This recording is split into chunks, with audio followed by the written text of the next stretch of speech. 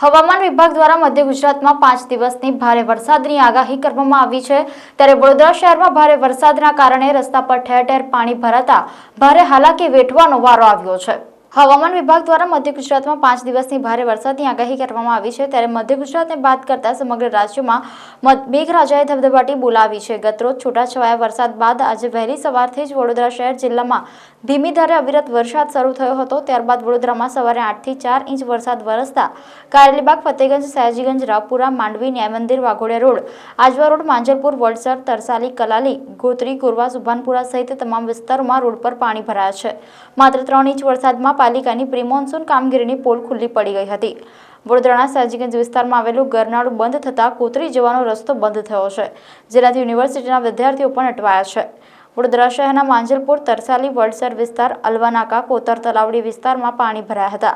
તો બીજી બાજુ સુભાનપુરા, ઝાંસીની રાણી સર્કલ રોડ પર ઘૂંટણસમાં પાણી ભરાતા લોકોને ભારે હાલાકી વેઠવી પડી છે। પાણી ભરાતા ઘર વખરીને નુકસાન પહોંચ્યું છે અને સાથે પ્રી મોન્સૂન કામગીરીના દાવા પણ પાણીમાં ધોવાયા છે।